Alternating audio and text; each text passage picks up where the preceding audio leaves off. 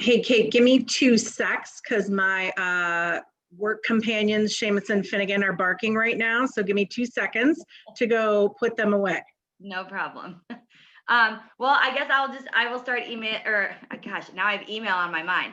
I will start to introduce Leah. She's actually, she's still recovering from some surgery, so she's working from home. So her work companions, Finnegan, that's her dog. That's who she's referring to. So she's going to put her dogs away and then join us. This class, I think we all learn from Prospecting for Your Personality that I'm definitely an open house person. I love open houses, so I love this class.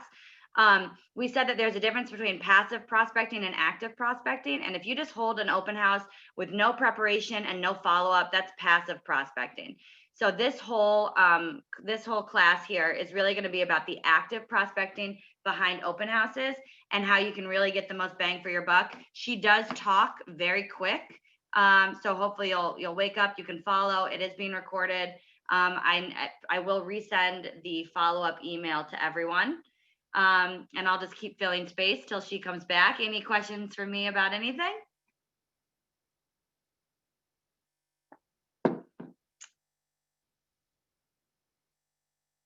How's the weather out there?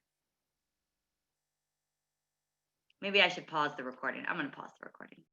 Okay, well, hey, Hannah Land. I am Leah Gibbons, and I am happy to be here with you today. I am the Vice President and East Regional Manager for the company, and I'm coming to you from my house today. I know it looks like I have bunny ears behind me, but I don't. They're like oars crossed. I had knee surgery about 10 days ago, and I slipped on the ice yesterday, so I am not moving around too well. And I knew as soon as the dogs heard my voice, they'd start barking. So I'm sorry, I apologize for that little interruption. But I'm looking forward to talking to you today about open houses and jumping right in. I really like this to be interactive, and I know in a Zoom format, it's kind of tough. So I am gonna be trying to engage you and get you to unmute yourselves, ask questions. Sometimes I don't always see the chat when I'm sharing my screen. So just unmute yourself and ask questions. I wanna hear about your experiences holding open houses, and I want to hear about your questions about open houses because I love opens. It's my favorite thing in this business. And we had a challenging time last year when we switched from our ability to really do in-person open houses to go and do things virtually. And now we kind of have a mix. People are liking the virtual, people are still doing in person, but there's a lot more opportunities. So you really can find your fit. And I'm sorry if you hear the dogs barking in the background. Okie dokie, let me share my screen with you. And we are going to jump right in. Okay, so, oh my, I'm gonna kill these dogs. Let me, hey, Lauren Watkins, your glasses are awesome. Where did you get your glasses? They are actually, I have to look. They're Diff, D-I-F-F. Love them. They're very cool. Sorry, I digress from the open house dialogue. Okay, so let's talk about how we maximize and optimize our open houses. Okay, so here are our objectives for today. We want to identify what the benefits of having an open house are. We want to discuss how we select the right house to hold open. I know that seems very elementary, but there is a science behind it. We want to review the different ways that you can welcome customers and talk to people, engage them. And then we want to establish some systems for following up with the people that you meet. Okay, sound good? Okay, so why hold an open house? A lot of people think that the reason that you hold an open house is because you want to sell the house. Well, sure, that's one of the objectives. You want to show that you are visibly marketing the property, but you're really trying to connect with the public. It's the only day in real estate that the public directly comes to you. And so you want to prospect for potential buyers, prospect for potential sellers, and promote yourself as the area expert. Think about it. You send mailings out with your name on it saying you're going to have this house open. You have a sign with your name on it saying that the house is open. You follow up after the open house. I mean, it's really a great way to make you a household name and the neighborhood real estate agent by giving you something to promote and talk about with all the people that live in the neighborhood and all the people that drive by as well. Okay, we have this awesome format, open to close. And if you haven't already claimed your open to close account, you need to do that. It is an electronic registration format, but it's so much more than that. So when you meet somebody at an open house, they can sign in, whether they're using their iPad or they're hovering over a QR code with their phone, and you do that by just opening your camera on an iPhone.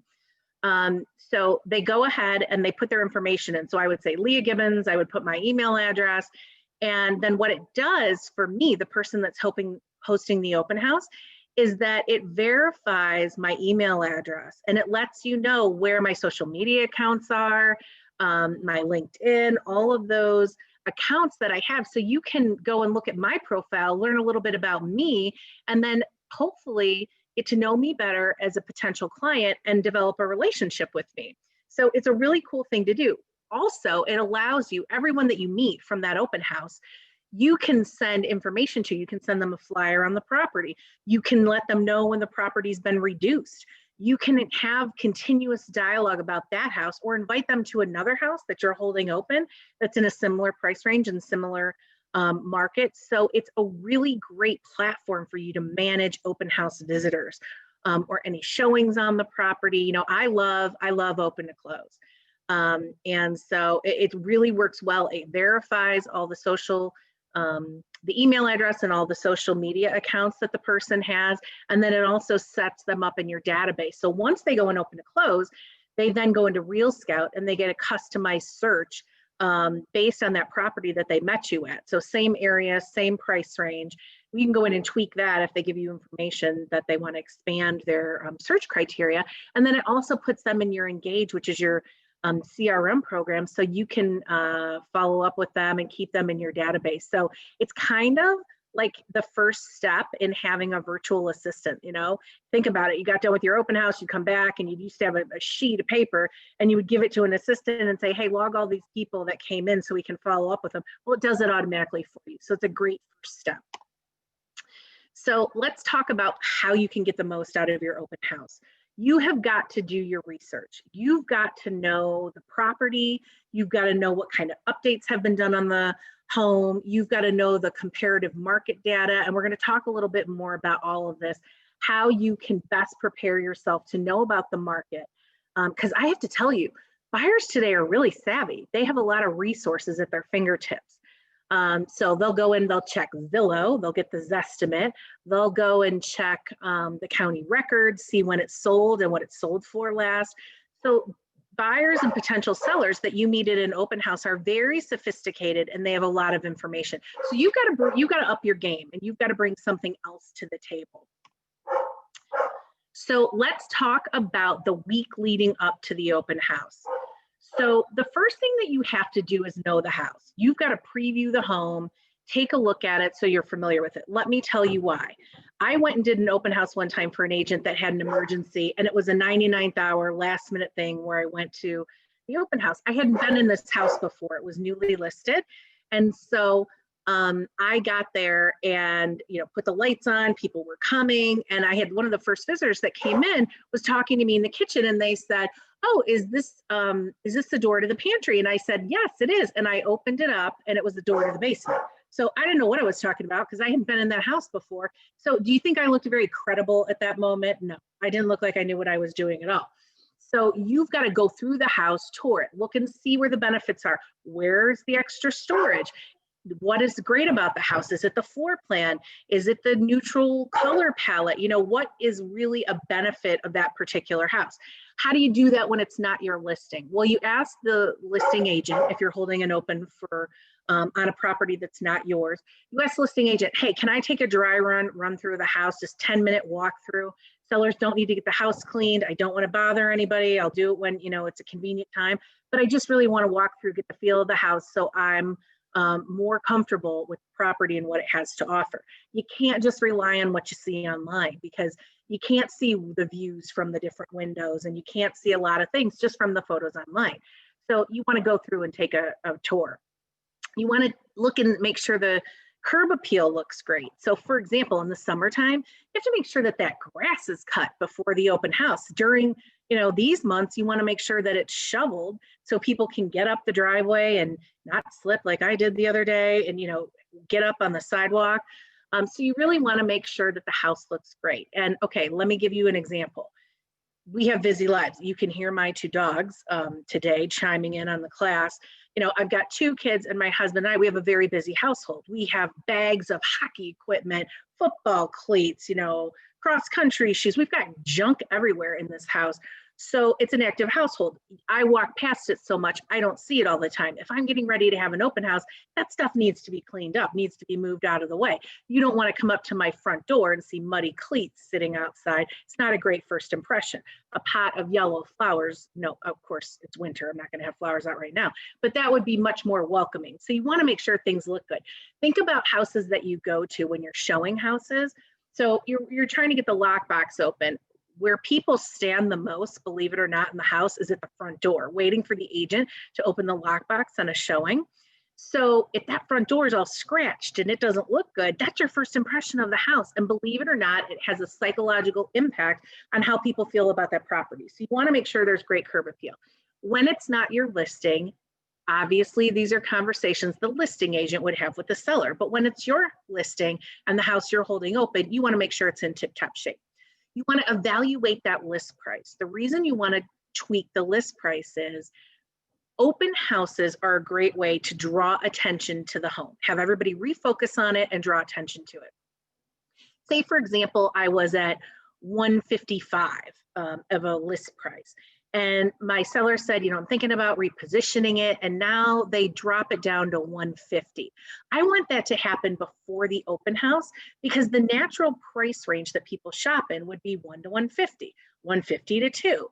Usually they go in $50,000 chunks. They're looking at the inventory.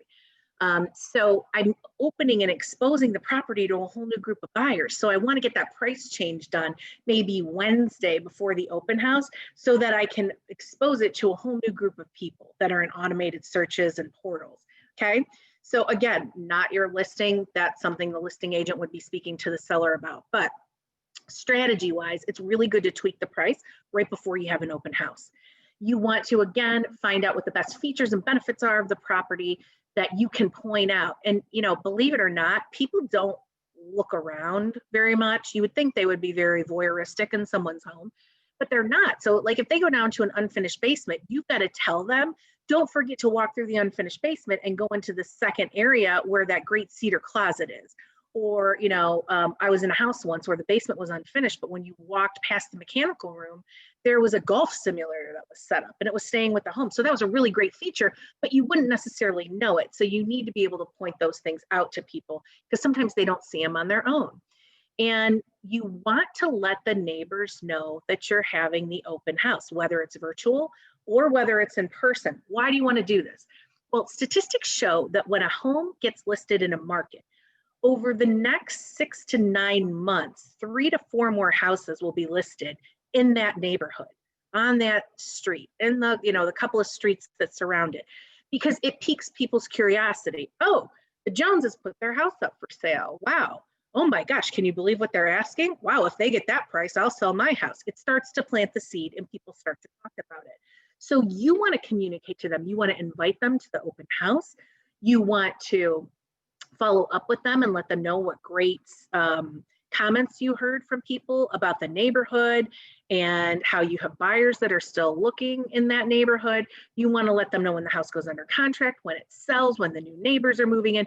So you have so many touch points with those neighbors. So when they're thinking about putting their house on the market, who do you think they're going to reach out to? You're top of mind with them.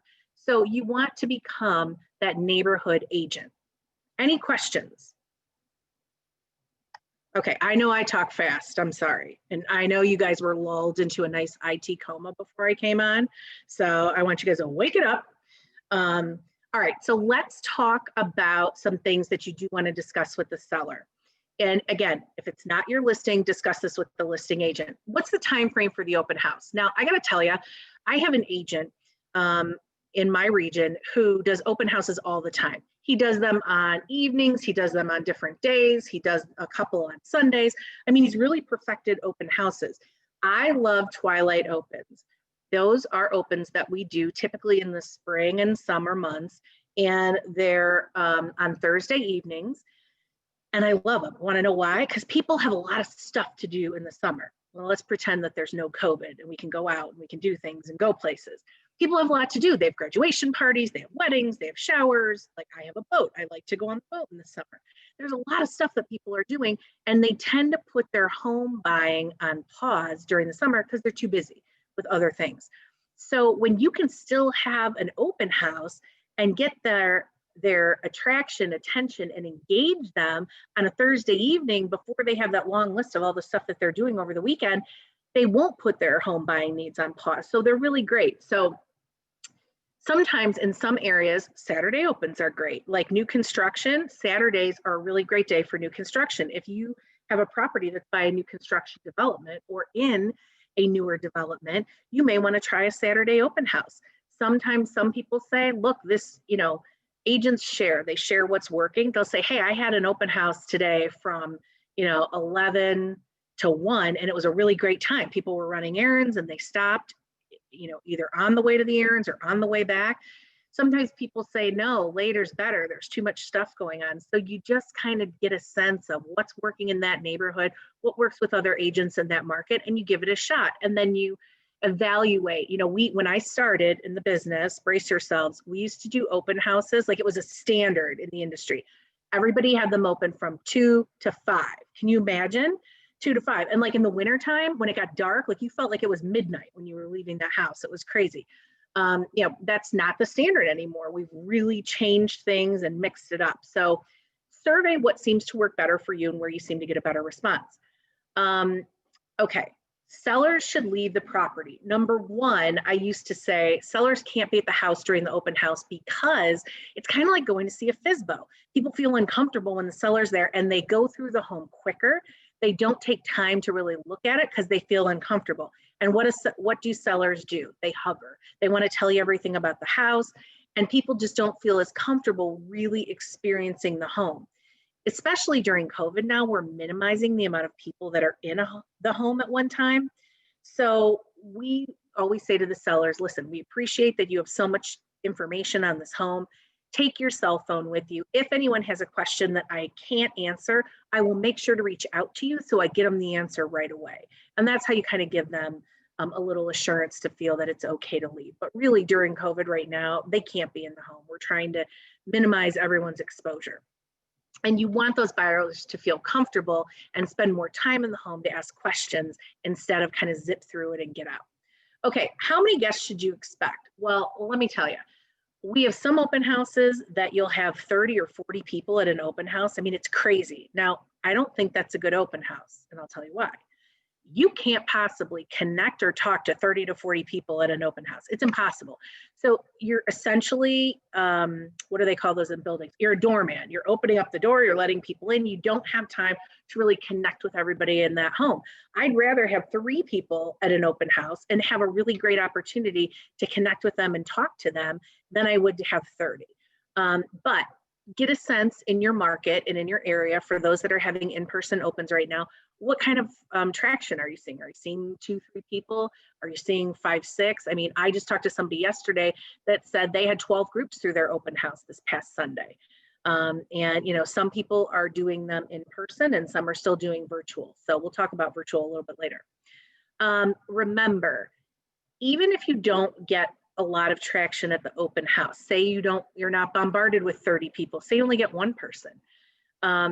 Holding an open, preparing for the open house, all of the additional marketing that you've done, it still gives the property extra exposure. It still brings the property top of mind in that neighborhood, in that price range, because of all the marketing that you did. So it still makes a difference whether or not you had a great in-person response. Now, during COVID, we recommend is that you have 1 group in the property at a time, that they all wear their masks. And don't forget, guys, people have their security cameras going. They've got their Ring doorbells. They've got cameras all over the place. They're mad when they look on their iPad and they see that somebody didn't have a mask on in their home. They're really mad. You don't want that situation to happen. Have a sanitation station where somebody can use some antibacterial and have the COVID forms with you as well, that no one's coming in knowing that they're exhibiting any symptoms. But again, you want to make sure that people are comfortable. What you want to do as the agent is you want to be there ahead of time. You want to have all the lights on in the house, all the closet doors open, everything you can to minimize their contact so they don't need to touch anything while they're in the property. But really, we say one group at a time. Now, some homes are a lot larger and they'll have someone start, one on the first floor, one will start on the lower level of the home.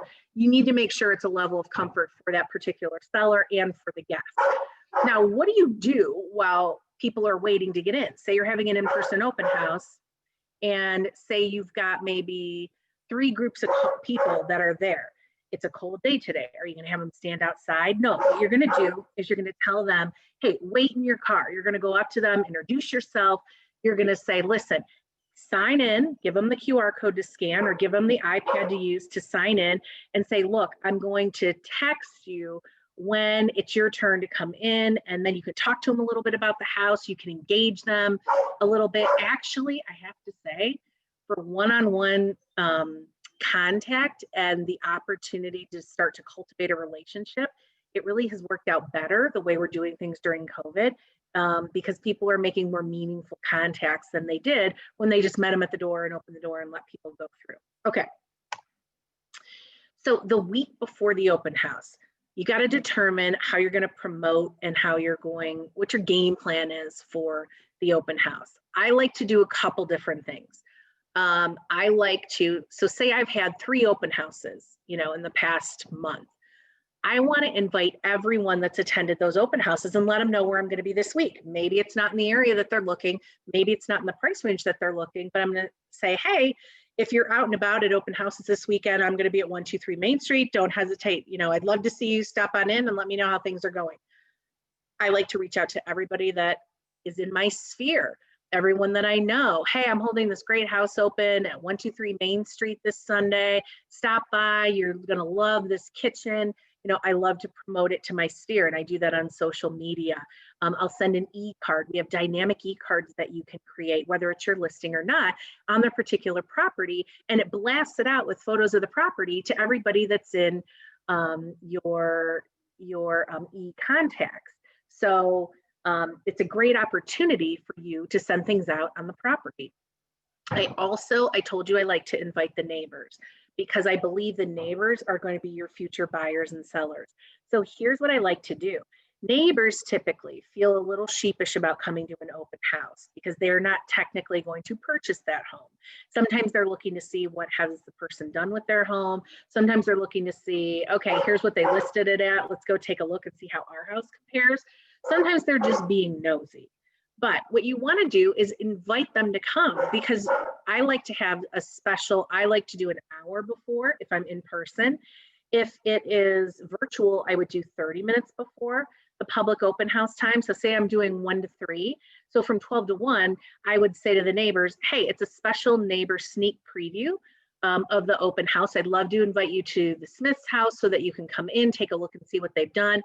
And I'd love to give you an update on what's happening in your neighborhood and the real estate market.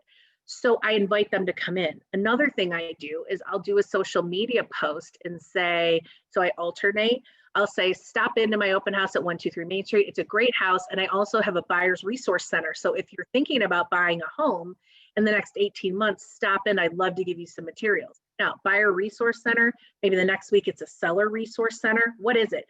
Kate's going to send you some things that are some handouts that we have that talk about the steps in getting your home ready for the market, the steps in the buying process. It's really going to give you things to give to them that aren't specific to the property. So because again, these neighbors or even people from your sphere may not be interested in this particular home, but they are interested in tangible items about the real estate market. You're going to run a quick little report from Trend Graphics about the real estate market right there in that neighborhood, or a quick little seller report about the neighborhood from RPR, And you're going to have that information. It takes you, when I tell you, it takes you less than 3 minutes to run a report and make copies and have that. The information is very impressive. And to have that there and say you have a buyer resource center or a seller resource center at your open house draws more people to you as well. You also want to let all of your neighboring agents, your agents in your office and the neighboring offices know, hey, I've got this house open, because it might be something that their buyers are looking for. Think about a home that's just had a recent price reduction. Maybe the agent knew that that house was on the market, but now it's in a price range that's better for one of their buyer clients. So it's probably a great opportunity for them. So by promoting that open house to your personal sphere, people that you've met before at prior open houses, to the neighbors, out on social media and asking for the share, telling people, hey, share this with someone you know that's going to be in the market to buy or sell in the next 18 months. You're casting such a wide net out there, and you're really making yourself the real estate expert in the market. So there's so many things that you can do leading up to the open house. Now you can see, I mean, I forgot to ask you the question that I always ask because I'm thrown off by the dogs today. But in the beginning, I always say, who's held an open house? And I get a few hands up. And then, who's heard from agents in your office that open houses don't work? And all the hands go up and everybody's like, yeah, the agents in my office say opens don't work. They're a waste of time. Don't do them. Guess what? If you just show up and put the lights on, they don't work because you're not doing anything about it. If you do it this way, this drives so much business to you. I mean, I can tell you honestly that I always pick someone up from an open house. There's always someone that I end up working with, referring to an agent, even when I'm training a new agent on how to do an open house, just because it's what I like to do. You know, I'm not really good with online leads, but I'm great in person and I'm great at an open house. So it's a great opportunity for you in your business, especially as a new agent. It's a great way to meet people. Okay. So we talked about needing to tour the home that you're holding open, so you're familiar with it. But you have to tour the market too, and you cannot just do virtual tours, guys. You've got to get out and get in person. I know in my market, we have tour on Tuesdays after our meetings. And my market on the east side, they go out and tour. They know about every house and what it's got to offer. And you need to know that inventory, because when someone comes into your home that you're holding open and says, hey, listen, I really need something that's got a bigger family room, then you know which house has a bigger family room that might be a better fit. You also need to look at the FSBOs in that market, because people aren't going and shopping those FSBOs. They're not contacting those FSBOs. So if there's a for sale by owner, you need to be aware of it. You need to call them, say, I'm an agent in the market.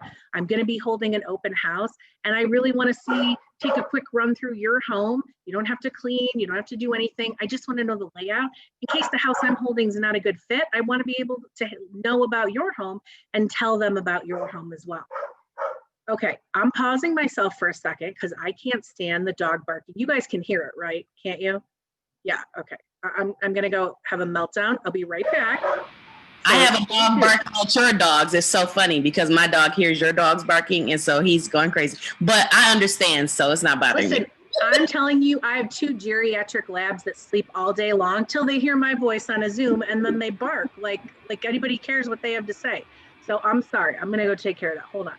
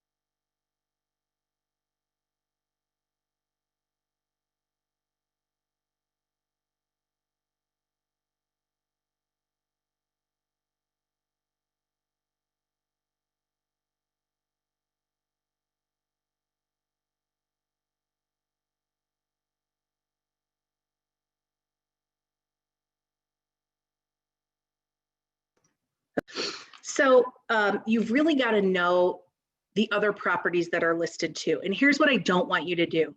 I do not want you to refer to these. Question in the chat just came through. Oh, okay, good question. Lay it on me. I lost can't see the chat. I don't know it. why. Been scheduling, well, someone says to make sure you send mailings out a month in advance because mail's late. And then Oh, when the mail's scheduling horrible. showings for- I'm going to address this with the mail, Kate. Hold on one second. Okay. The mail's horrible right now. So I'm going to tell you to do something that I know there's always, you know, a goody two shoes in the class that says you're not allowed to do that, Leah.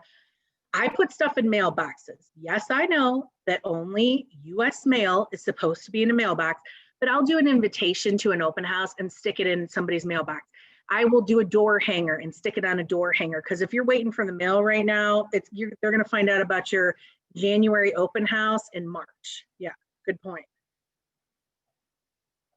And then you have, when scheduling showings for yourself, is it okay to say that it's just you, that you're previewing for, like, how do people make those appointments?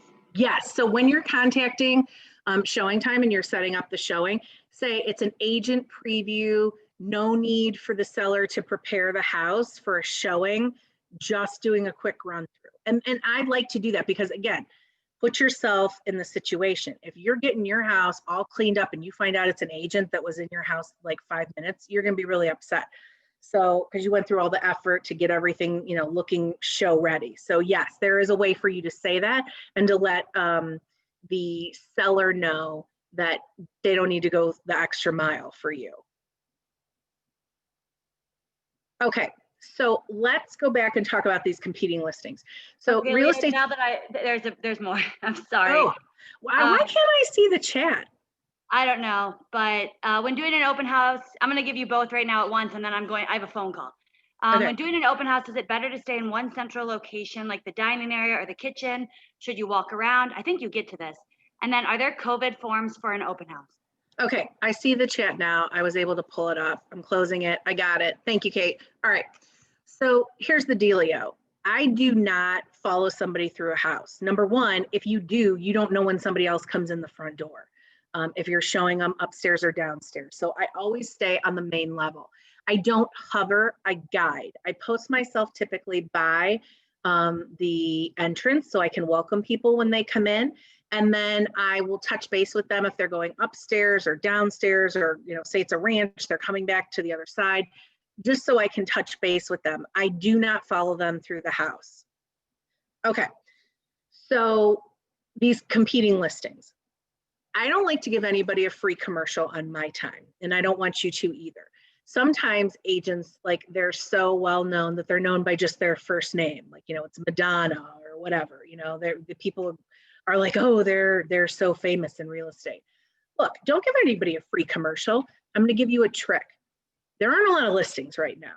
So say there's 2 other listings in the neighborhood where you're holding an open house.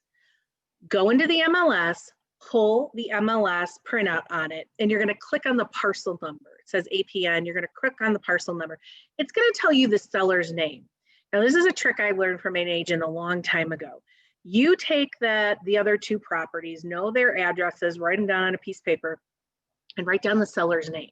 So instead of saying, oh, that house that's listed by Madonna down the road, or that house that's listed by ABC Brokerage, no, don't do that. Say, oh, the Smith's house, that's a great floor plan. It's actually got an extra bedroom. Like, do your research, know the market. Don't give anybody a free commercial. Why would you mention another agent or another brokerage at your open house? Basically, when you do that, you're saying that they should contact that person because that person's going to know more about the property, and they don't. You have all the information. Does that make sense? So don't give anybody a free commercial. Refer to it with the name of the owner. I'm checking the chat now. Oh, okay. Thank you. But it was a good tip. Oh, and the COVID forms. Yeah, the COVID forms are, your managers can get them for you. They are on GoHanna. So we have that. They're not on open to close, but it's like a printout thing that you could take with you. Okay. You also want to plan your open houses with a fallback. So this is more, well, it's really the way our market was completely last year. Like, it started in March and then went through December. The second we had a property that came on the market, it sold. So I know you're all like, okay, Leah, so you're telling me, like, plan the open house, do this. What happens if it goes under contract? Well, guess what? I still hold it open, and I'll tell you why. But I want you to plan some fallbacks in case the seller says, no, this one sold, we're not going to have it open, and you still want to have an open house. So a great property to have as a fallback open is a vacant house. You're not displacing anyone. It's always show ready.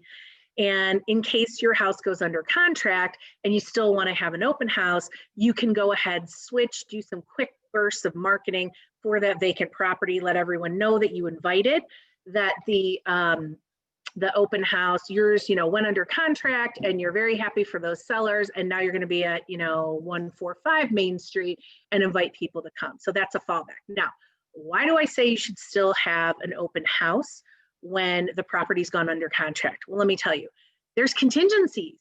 Unless somebody says, I'm buying this house no matter what, I'm not doing an inspection, I'm not doing an appraisal, and I'm buying it 100% no matter what. Okay, then there doesn't have any contingencies. But 99% of the transactions that we see have a contingency. And the first one is an inspection. So if you did all this work promoting the open house and the buyer and seller went under contract, they still have to perform an inspection.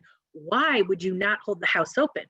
Something could happen in that inspection. Buyer could get cold feet. Why wouldn't you continue to go off of that momentum that you already set forth having the open house? And no, you don't need to tell people when they walk in, this house is under contract. Because if someone's interested in it and they want to write an offer, they could write a secondary offer on that and we could let them know, listen, this property actually just went under contract, but I know the seller would be open to a secondary offer. Sometimes when that buyer gets cold feet and your buyer wrote a secondary offer, the house never goes back on the open market. The secondary offer automatically becomes primary once the first offer is released. So you never get into a bidding battle or a multiple offer situation. So there's still reason to hold it open. Obviously, if it went under contract on Monday and they've already performed inspections and removed inspections, the seller may say, no, I don't want to do it. But what's funny is I talk to an agent and they go, oh, it's under contract, we're not holding it open. Seller doesn't want to. Well, seller doesn't want to because of the way you packaged it. If you said to the seller, I know we're under contract, but we put a lot of effort into marketing this open house, your buyer still has a financing contingency and they still have an appraisal contingency. Would it be okay with you if we went forward with the open house so we could line up maybe some secondary interested people just in case something happens? What seller is going to say, no, I don't want to have a backup plan? Now, they're all going to tell you they want to. But if the agent that doesn't want to hold the open house says, well, we're under contract, we shouldn't hold the open house now, they're going to say, oh, yeah, we shouldn't. Because again, they look to you for counsel. Okay. Wait, hold on. I clicked off, so now I got to click back. There we go. All right. So I talked about knowing the market trends. If you haven't played around with a program that we have that's called Trend Graphics, it's awesome. I'm a data junkie, and I'm just going to let you know right now. It is in, and it's awesome. It gives you, you can pull any community. You can, Finnegan. You can pull any community and you can ask for any time period, any price range. Tell me the list to sale price ratio. It'll give you the price per square foot, the average days that the house was on the market, how many months of inventory we have left. Now, what does that mean? Why do you need to know that? Well, if we typically have like 5 to 6 months of inventory, and with the low inventory we have right now, say you're meeting somebody who's thinking about selling their home and you tell them, wow, we have less than 1 month inventory on the market now. Really, if you were thinking about putting your home on the market, now would be the time to do it because you have less competition. You could actually challenge the market with your price. Wouldn't that be relevant to someone who's thinking about putting their house on the market? So you want to know that. If you have a buyer, the buyers typically, I'm going to say pre-COVID because everything changed in COVID. Everything was selling above asking and in multiples, but usually we only see that in the spring market. We have some buyers that think they can take that 20% off Bed Bath & Beyond coupon that comes in the mail and put it on a house when they're buying a house. I mean, they come in and they lowball and come up with these crazy ideas because it's what they want to pay. You can't do that. When you can say to them, listen, of the last 8 houses that were listed, they all sold 99 to 104% of the asking price, meaning they sold almost at full asking price or over. If you're coming in and you want to go $20,000 less, not a good market for you to come in with your Bed Bath & Beyond coupon. It's not going to work. So you have to know those trends because it allows you to talk to people and educate them. When you can provide somebody with market information and you can tell them stories about things that happen to other buyers or sellers in the market, they learn about it. They understand the trends, but they're looking to you to give them that information. And then you also want to make sure you're leveraging all the Howard Hanna platforms that we have. Open to Close, Real Scout, and Engage. We talked about buy side is a great thing that actually can tell you how many buyers are in the market. So you could say there's not a lot of inventory right now, and the market is very competitive because just in this price range alone within Howard Hanna, there are, 75 buyers looking in this price range in this radius of where this home is. So there's a lot of statistical information that if you meet a dork like me at your open house resonates with me, you tell me that stuff, I'm going to say, wow, this isn't the average agent. They really know what they're talking about. They really know the market. You combine that with you saying, oh, the Smith's house down the road. And I'm like, look, I'm talking to the right agent. If I want to buy in this neighborhood, I need to talk to this person because they know what's going on. So it's a different feel you can see that you're setting the stage for. Okay, so you have to strategize. You want to get your open house riders up early in the week. So I said we have meetings on Tuesdays. I like to go out on Tuesday after meeting while I'm on tour and put my sign riders up that it's open Sunday. Why do I like to do this? I don't do it on Monday because people think it's left over from the weekend, but I like to have it up. So everybody that's driving to work or driving their kids to school or driving around the neighborhood the whole week sees that that house is going to be open. You'll get people that will contact you and say, I see this house is going to be open. I'm tied up on Sunday, but I'd love to take a look at it before. And you can set appointments before the open house. You can create we've talked about social media announcements. Look, social media doesn't cost you anything. If you want to boost something, you could spend $5, you could spend $10. The attraction you get on social media for an open house is outrageous. I'm a huge proponent of doing video, doing lives while you're at an open house, even if you're having an in-person open house, doing a quick live video while you're there, showing something of interest. It is very engaging. And I'll tell you the different statistics that we found when we started doing that type of format with an open house. So let me see, because I have my little thing blocking the presentation. Sorry about that.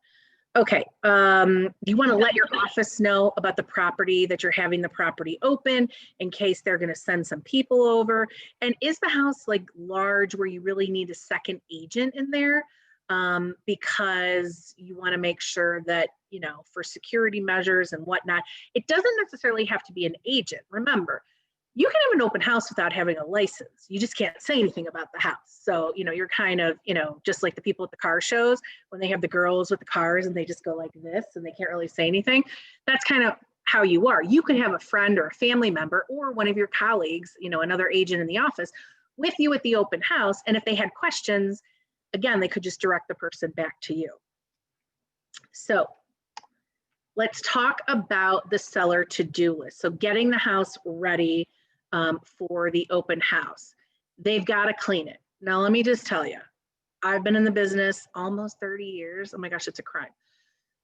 I've seen a lot of crazy stuff. I've gone to the house when people have been sleeping and forgot about the open house. I've gone to the house when they decided to make a farm style breakfast for everyone in their family and not do any dishes and leave it in the sink. So I've seen some crazy stuff. That's why I like to get there early, because you don't know what you're walking into.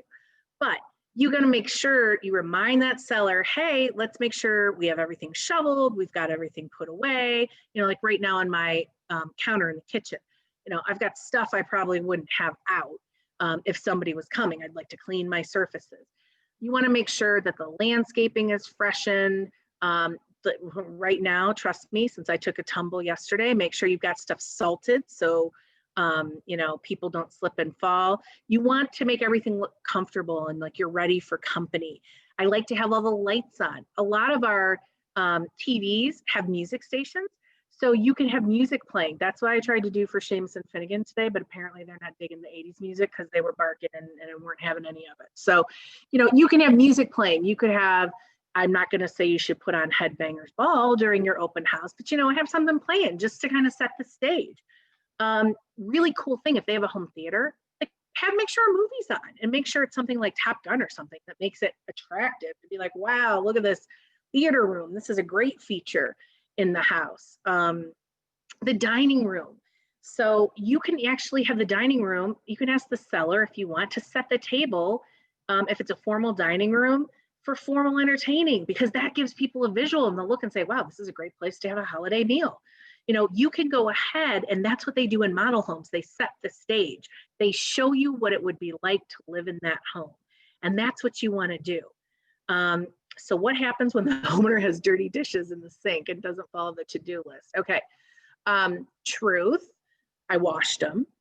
Truth, I've shoved them in the dishwasher.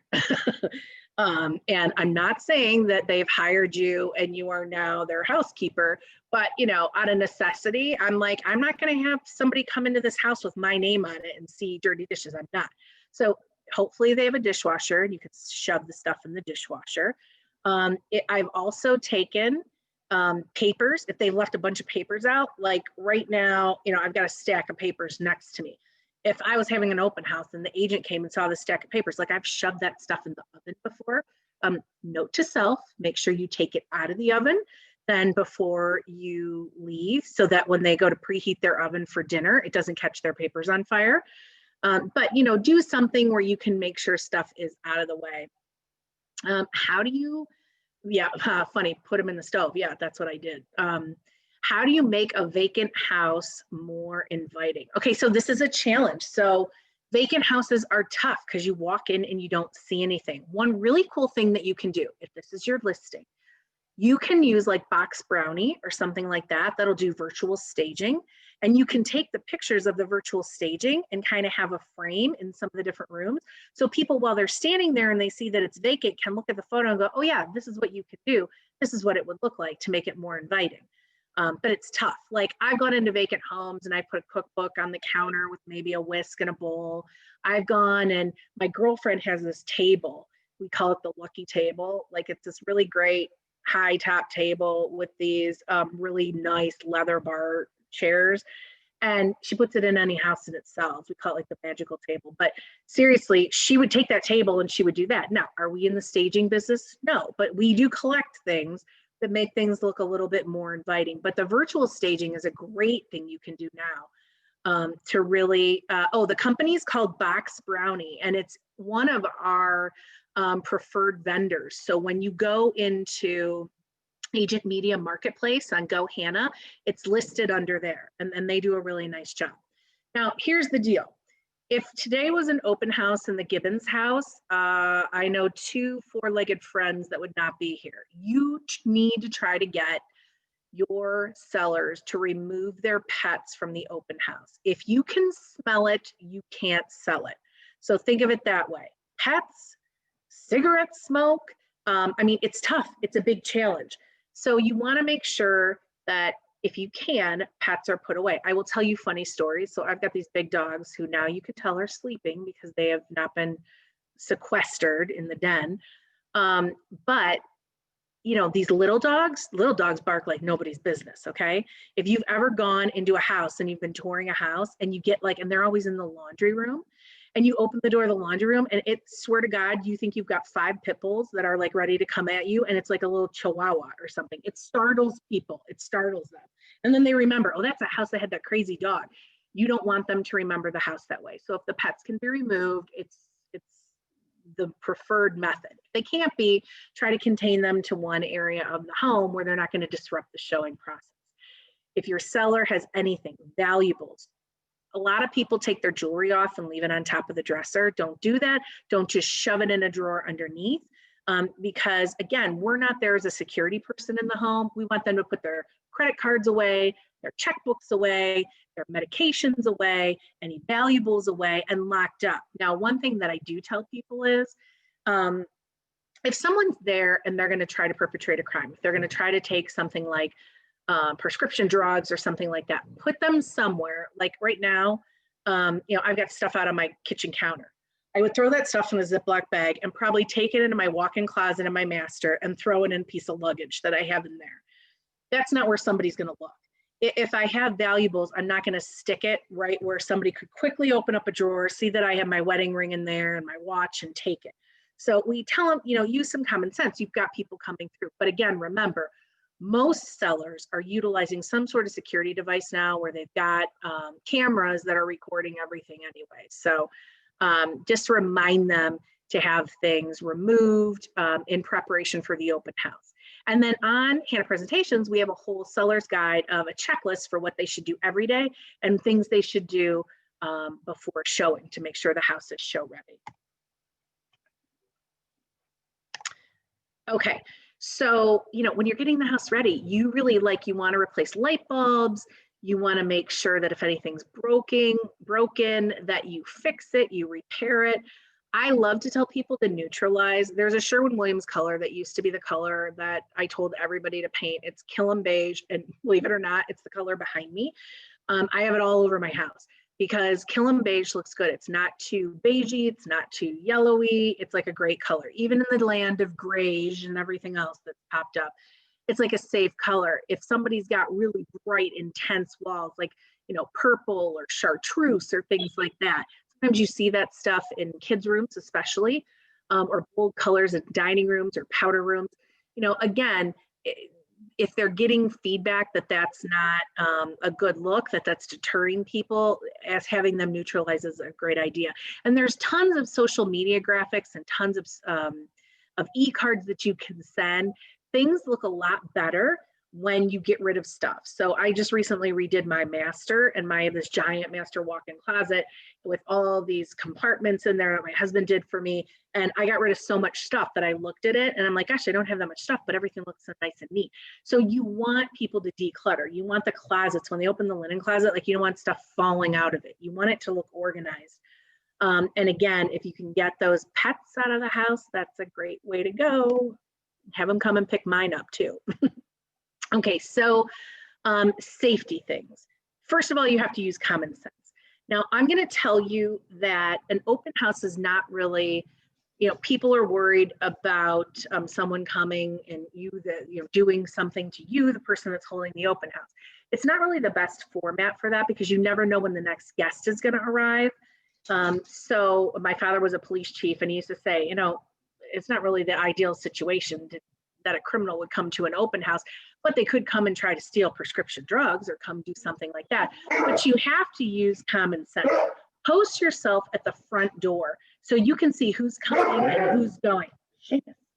So you can see who's coming and going to the open house, and you know when you move away from the front door, say you were to take people downstairs to the basement, you wouldn't remember, is there still somebody in the house? And you don't want to get yourself in that situation.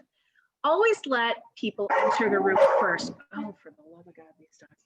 So for example, what I do, if I am showing them something, all right, sorry, okay, I'm so sorry, hold on.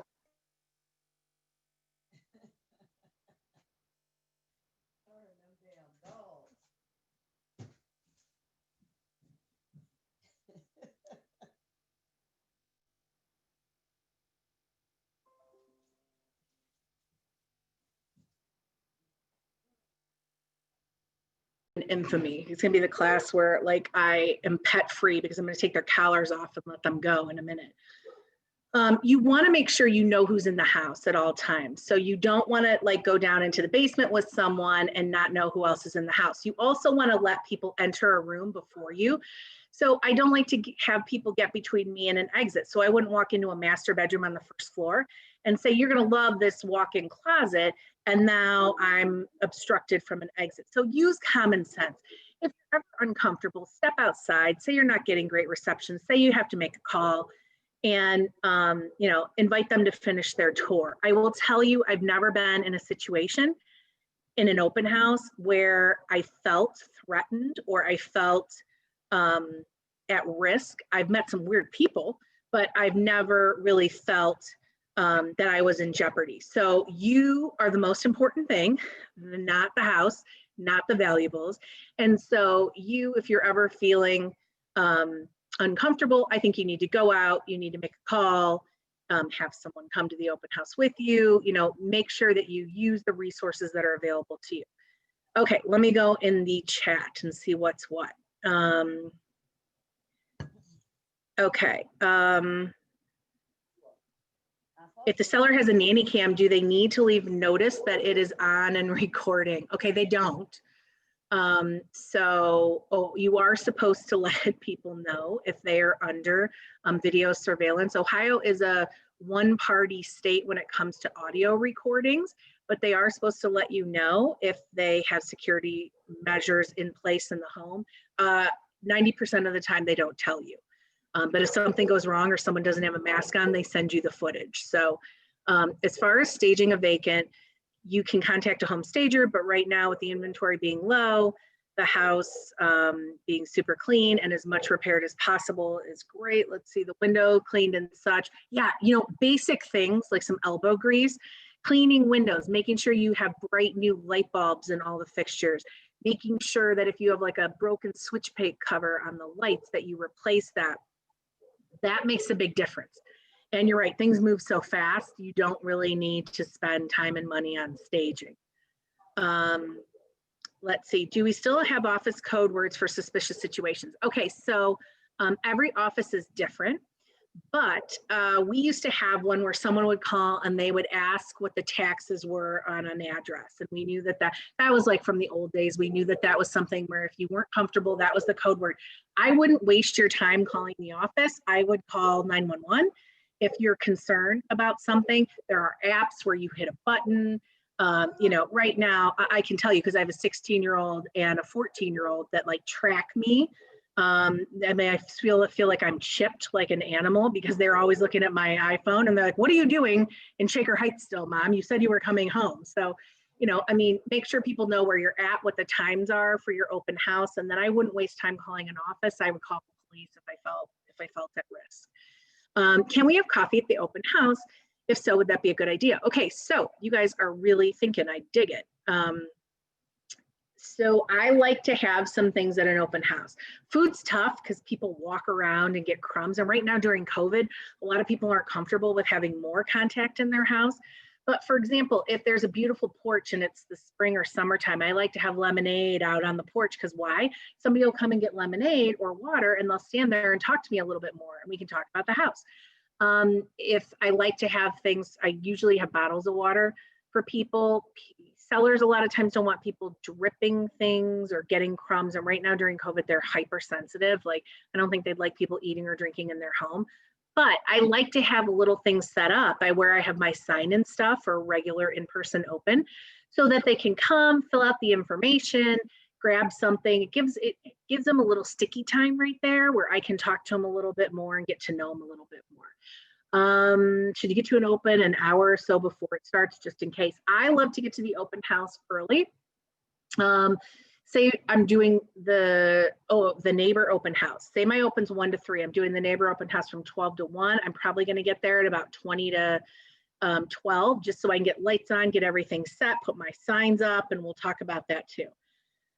So in Ohio, we have to disclose that the seller has audio and or video. No, you don't have to disclose audio because this is where I get myself into trouble. I have a law degree as well. So you only have to have one person consent to a recorded audio conversation. So we're a one-party state when it comes to audio. So think like FBI, if they're wiretapping, they only have to have consent from one person on the call that's recording you. You are supposed to get consent from people if they're under video surveillance, but I'm telling you right now, like you're supposed to let people know. They're not letting people know. Okay, so let's keep this going. We talked about safety. Here's all the people at your open house. They're all happy. You're happy. Okay, so now's when you're really gonna make fun of me because I went ahead. I'm trying to move the box where I see all of you down a little bit so I can see the slide. I love open houses and I told you that they're my favorite thing. So I like to think of them as a cocktail party without cocktails. And my goal at it when I go to a cocktail party is always to meet new people. I see the same people all the time. I always want to meet someone new and get to know something about them. So I always try to be extra friendly and I ask questions. And that's the approach I take to an open house. I try to be really friendly. I try to ask questions because the more I get to know about the person that's there, instead of trying to sell them on something, the better I understand what their objective is and the more meaningful a connection I can make with them. So I like dress professionally, don't wear high heels in the snow, maybe you bring shoes to change into. Make sure, don't show up in, yoga pants or something like that. But the best thing you can bring with you is enthusiasm. So to be excited about meeting people and about being there and to show that enthusiasm, that's going to separate you. The first time I went to an open house, there was a guy sitting in a lawn chair in a house. He brought one of those little tiny little televisions and plugged it in, and he was watching the Browns football game. And he said, come in, take a look around. Let me know if you have questions. There's a printout over here. Okay. It was a wasted space. Like, it would have been better if you had a Cocker Spaniel there at the house. That would have greeted you better and made you feel more welcome. When you have enthusiasm and you meet people and you're interested in them and you ask them questions, they're going to make a better connection with you. So you can really distinguish yourself that way. You want to put signs up. And I like to do something a little bit different. I like to knock on someone's door that lives on a corner. And I like to say, hi, I'm Leah Gibbons with Howard Hanna, and I'm having the Smith's house open today at 1 o'clock. I wanted to knock on your door and see if it'd be okay if I posted an open house arrow here at the corner. And I'll really try to do a good job and make sure that people aren't blocking your driveway today with parking. And I just wanted to alert you that there might be some increased traffic. I've had people say to me, no one's ever asked me if they can put an open house arrow sign here. Wow, what does that do? It gives me a face-to-face with them. I say my name, it leaves a better impression. So it's an opportunity, again, to make a connection. You want to get there and set up your materials, to have your open to close there on your iPad or your laptop or your phone or whatever you're doing. Or if you want a paper sign-in sheet, you can still enter all those people into open to close after the open house. Right now people like that contactless thing where they can just hover over the QR code and fill the things in on their own phone. I would like to get the lights turned on, to have the music going, to open the drapes.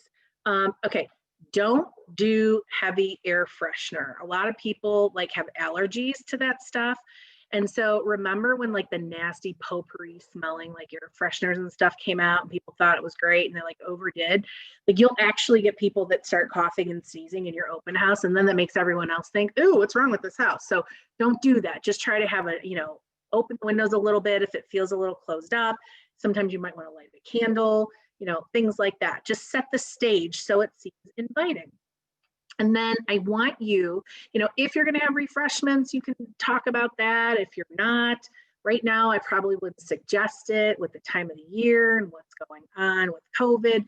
But, when that is no longer a challenge, I would say, yeah, bring that kind of stuff. It's a great little, area where you can stand there and talk to people more. Bring real estate related work with you, because if you don't get people to come to the open house, what you'll find is they come in spurts. So you'll be there 45 minutes and nobody's coming, and all of a sudden 3 cars pull up at the same time. It's Murphy's Law, guys. It's what happens. So during that time, bring stuff. You can write notes. You can bring your laptop, play around on Trend Graphics, learn to use BuySide, do that kind of stuff. Here is something else I'm going to tell you. Those realtor magazines that you get, read them. Read the articles in there, because I'm going to tell you 3 letters, RDR. Realtors don't read. They just don't. And so if you read those articles, you're going to be able to weave that stuff into conversation, and people are going to think you are all that in a bag of chips, because people just don't read that stuff. So bring work with you so that during the slow periods, you've got something to do, because it's uninterrupted. Again, I can't even imagine if I was somewhere, you've cleared your calendar, you're somewhere, make the most of the time, call some people, get some things done. Okay, I'm going to check the chat. I knew an agent who bought an Otis cookie maker and would bake cookies at an open house. She would say there's nothing more warming than walking into a house that smelled like fresh baked cookies. Okay, Johnny Kincaid, hey, it's Leah. So I got to tell you this. I used to be known as the apple pie lady. And so I stopped telling this story because I was like, quit calling me the apple pie lady. Here's what I used to do. I used to buy those frozen Marie Calendar, whatever they were called, apple pies. And they're cheap, they're not expensive. I would buy it. I would put it in the oven during the open house and cook it so it smelled like apple pie when people walked in. And then I would leave it on the counter for the seller and say, thanks so much for getting the house ready for the open house. We had a great turnout today. And I knew you'd be running behind with being gone today, and thought, I thought you'd be rushing to make dinner, so thought I could provide dessert. And I'd leave the baked pie there for them. Okay. So I used to do that. It does smell good. I mean, I'm telling you, whether it's cookies or whether it's a pie or something like that, it smells really good. Now, am I telling everybody on this Zoom that they should bake goods for their people when they have an open house? No, but I like to do things like that that set me apart. And I'm always trying to put myself in the shoes of the other person.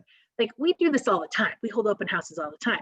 But I also am a busy, working mom, and I get it that to get your house clean and get your dogs and your kids and your husband and everybody out of the house, like it's a big deal. So, doing something like that shows your thoughtfulness. So yeah, again, make sure you turn the oven off. Like we used to, this is hysterical. We used to have fires going, and we used to always ask the seller to put like this time of year, put a fire in the fireplace and have it going before, because agents would forget to open up the flue, and then the house would fill with smoke. And then you thought you were going to set this great scene on this beautiful family room that was there, and it would turn out to be a total debacle. So now I say, if you're going to stage things, make sure the seller does it for you. They start the fire, they do that stuff.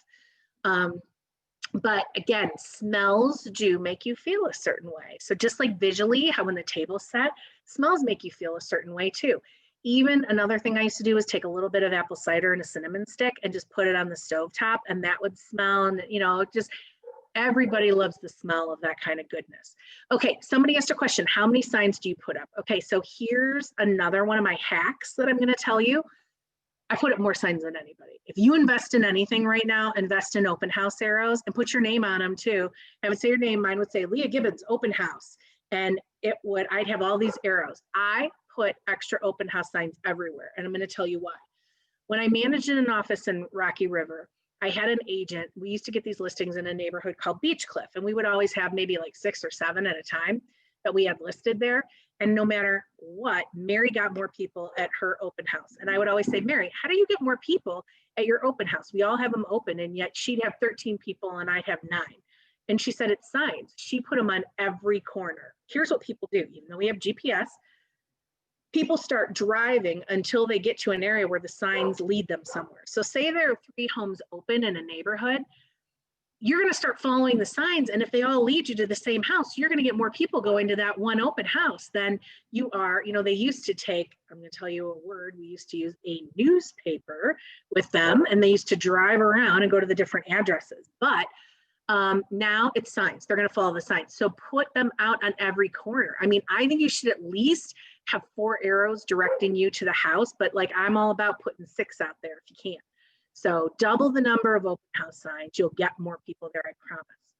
Okay, so you only have 5 seconds to make the first impression. Let me tell you the way I do it, just because I want to walk you through what I do. So I print out from the MLS a full printout of the property, whether it's my listing or not, because I can't remember anything anymore. So here's what I do. I highlight on that printout the bedrooms, baths, the square footage, the year that it was built, and what's the other thing I highlight? Oh, I said taxes, I think. So that's what I highlight, because that's usually the stuff people ask you about. And I take that printout, pretend this is my printout, and I fold it like this. So I'm going to have a pen. I don't have a pen next to me, but I'm going to have a pen, and I'm going to have this, my folded up printout. So I'm going to meet you at the door. You're coming to my open house. And I typically extend my hand to shake. I recognize this is COVID. I recognize people aren't comfortable doing that. You might want to do an elbow bump. You might just want to say hi, but this is typically what I do. I say, hi, thanks so much for coming today. I'm Leah. And then I stop talking. So I stop talking. Why? Because typically what someone does in that situation is they say their name. So I would say, I'm Leah, and Kate's coming to my open house. And so Kate would say, hey, I'm Kate. And I'm like, hey, Kate, thanks so much for coming. Come on in. I'm going to give you some information on the house and then let you take your tour. And so now I turn around and I walk towards, typically the kitchen is where I set stuff up. So I'm walking to the kitchen. I take a pen, and not in any kind of a psychopath way, right in the corner of my piece of paper, Kate, because I'm not going to remember her name, because I just don't. I've had 2 kids. I've had too much education. I don't remember anything anymore. It's just the fact. So I write Kate down.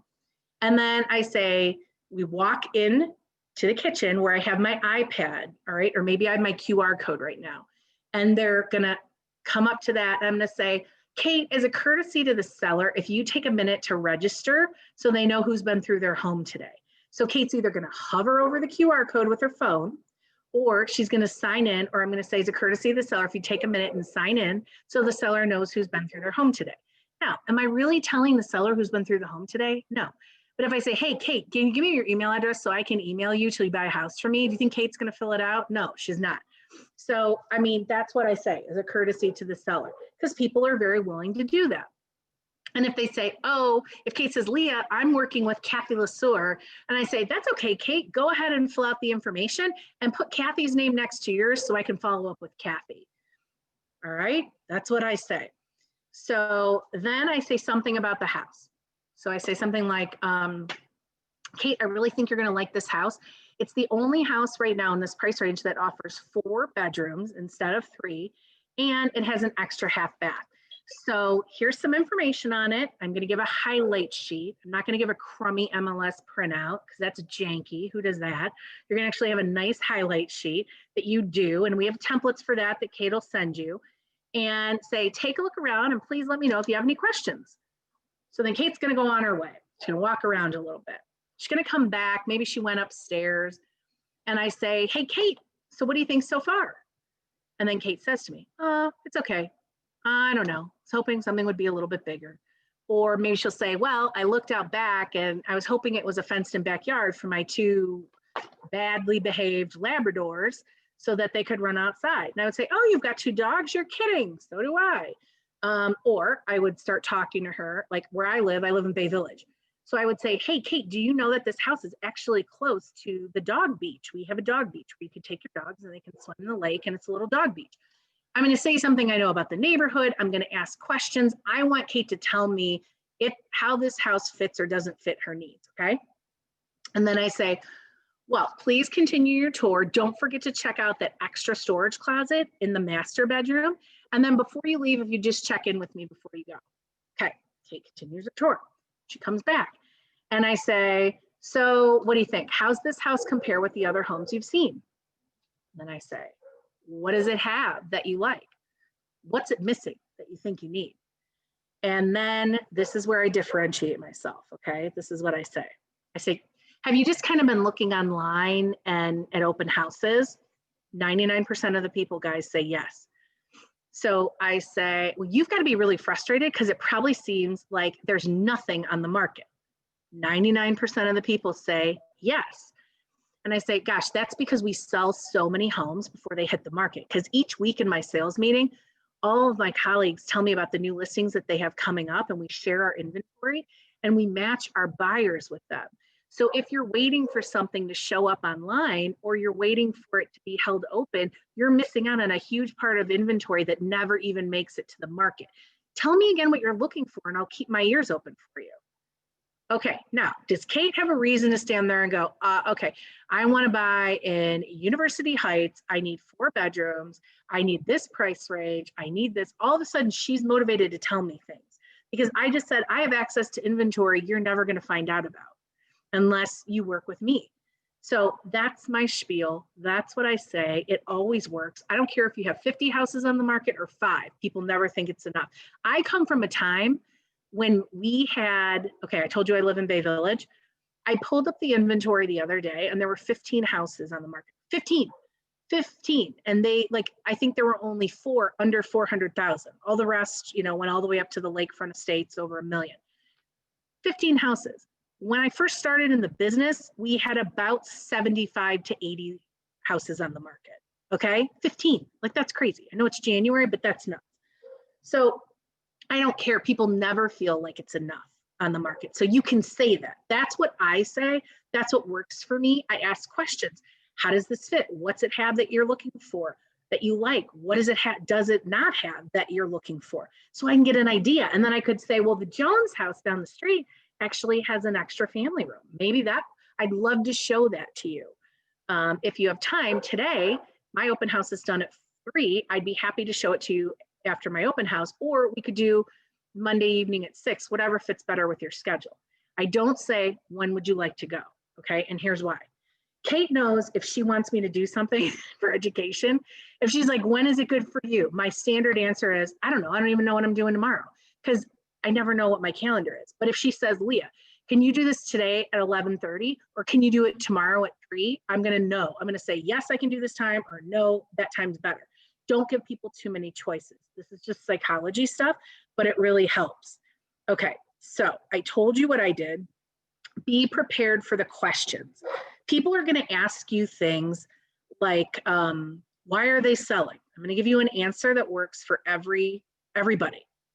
They're relocating. You're relocating whether you're moving across the street or you're moving across the country.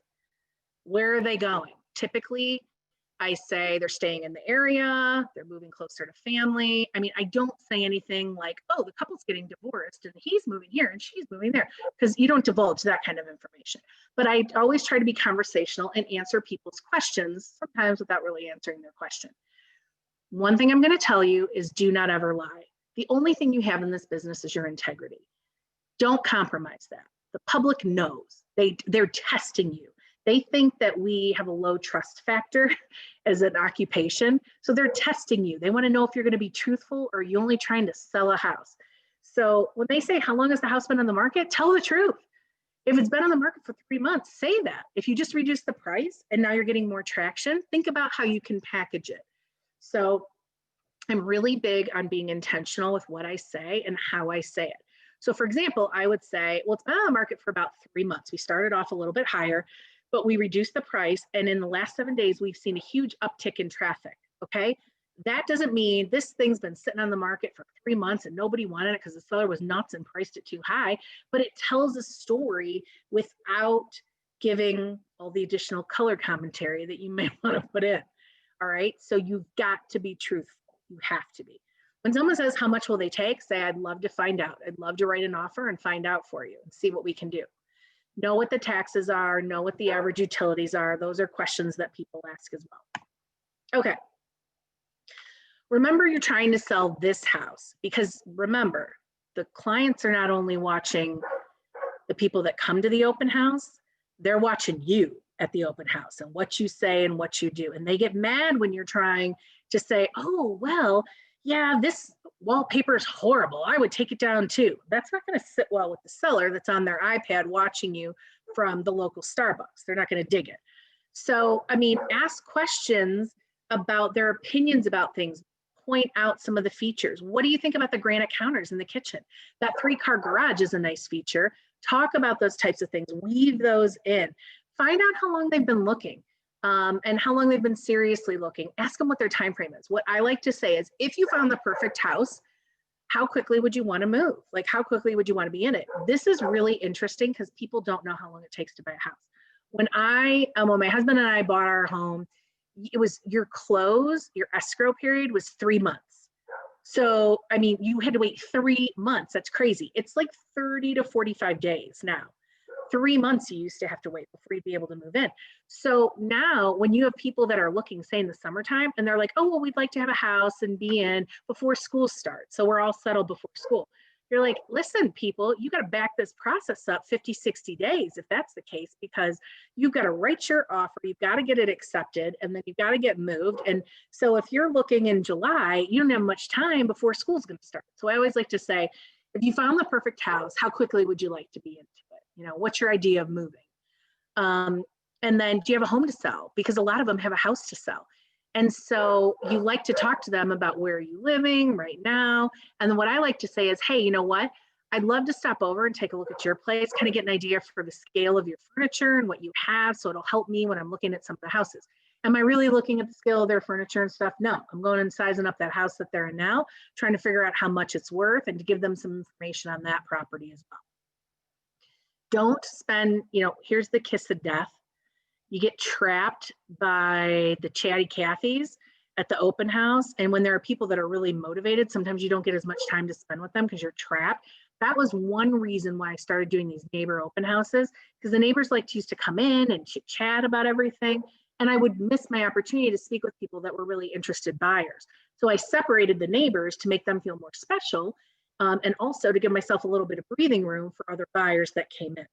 So try to spend your time with the people who appear to be the most motivated. So before somebody leaves, try to find out if the property fits their needs. If it does, say, well, how comfortable are you with the process? I'd love to tell you how it works. You write an offer, then I negotiate an offer. Then once we have an accepted contract, you sit down, get all your financial documents to the lender. We schedule a home inspection. Give them kind of an idea of what's next so they know what to expect. If they say, no, this house doesn't fit my needs, then say, I'd love to keep my ears open for you, do that whole thing, tell me again what you're looking for, and then I'll let you know when I hear something that matches that. Would you like to make an offer? There's all different kinds of things you can do. When you know that there may be some other homes that might be a better fit for them, like I said, you like to block off that time after your open house so that you can show people houses. And it's funny because I always get people from a Fast Start class that email me and they're like, oh my gosh, you're not going to believe it. I said, my open house is over at 3. I can show you stuff, at 3:30. We can go take a look at that house on the next street. And the people say, okay. And they're like, oh my God, it worked. Like they said, that would be fine. So make sure you do that, or give them that one alternative. Or would tomorrow evening at 6 work better for your schedule? You have to do what you say you're going to do. So if you tell people you're going to keep your ears open for them, you got to follow up. You've got to let them know. Text them on a Tuesday and say, hey, I just heard of this great 4-bedroom colonial that's coming on. What's your availability to look at it this week? Or, hey, I just toured this home that, I know you said you wanted something that was a colonial, but I was in a split level that really felt more like a colonial. I'd love for you to come take a look at it. Get to them with new properties and new opportunities as soon as possible. Do what you say you're going to do. You can send a thank you to everyone that came in and registered through Open to Close. You just hit a little button and send a little thank you note. Make sure that if they asked you something about the home that you didn't know that you needed to look at, like if they say, hey, can I put a fence up here? You'd have to check to see, is there a regulation in the subdivision where they're not allowed to have fences? You can get that information and get back to them. Do they want to come back for another look? Do you want to show them something else? Make sure you know where they're at in the process. Offer to have them sit down with your loan officer and say, look, I'm glad you started the process. You went online to see what you were comfortable with payment-wise. I'd love to sit you down with, I say my guy, because I've worked with Dave Bataille for a long time. And I say, I'd love to sit you down with my guy. He'll sit down, he'll go over all the different options.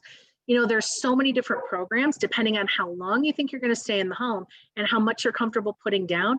They'll actually structure a program that meets your needs. We're one of the largest lenders in the state because we're able to do that. And by tailoring the programs directly to the needs of the client, we save them thousands of dollars over the life of their loan. And that's the truth. And then don't forget to schedule that follow-up appointment. Okay, so you're not only going to see potential buyers, you're going to see potential sellers that come through the open house. So you want to make sure that you represent the house well. The person that trashes the seller's home and says, oh, I know, this wallpaper is horrible, the house is so dated. If that's a potential seller, they're going to say, that agent didn't represent that house. They didn't like it. I'm not comfortable with that. I don't want to work with somebody like that. So remember that. When somebody says to you, oh, it's too much wallpaper, say, well, you know what? We actually have some vendors that we work with quite often in our office that can remove wallpaper if that's not really your style. I'm not saying I like it. I'm not saying I don't like it. I'm saying, hey, I've got a solution for you for that. Be prepared to discuss your abilities. Make sure you've got those handouts with you, the buyer handouts, the seller handouts, and Kate will send all that stuff to you so you have a library of it. But really, you can take anything from Hannah Presentations or that's already on Go Hannah. We have so much great stuff on our website. You don't have to reinvent the wheel. We've got so much stuff that's right there.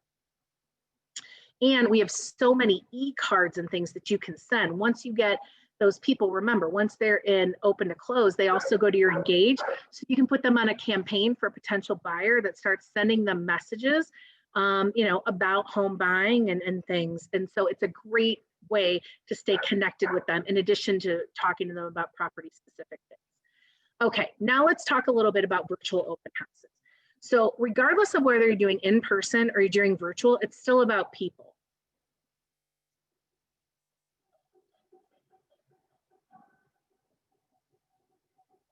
This is fun, Kate. I didn't know it was a little video. Your sound's not on. Did you hear me, Leah?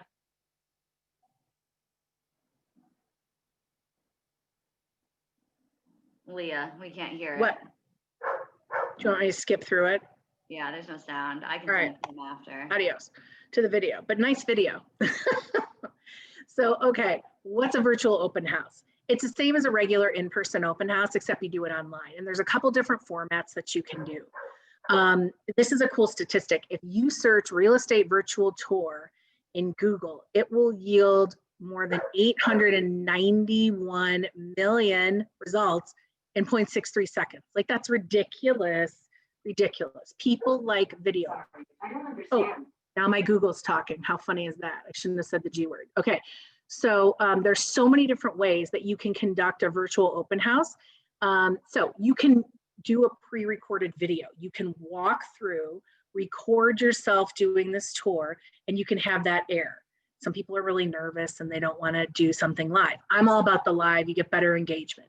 You can do a live where you're walking through the house. You're either holding, one of the selfie sticks and walking through, or you're having somebody else film you talking while you're walking through. You can take questions, you can answer things, you can tell people to DM you if they want more info or want to schedule a personal tour. So I like the live thing.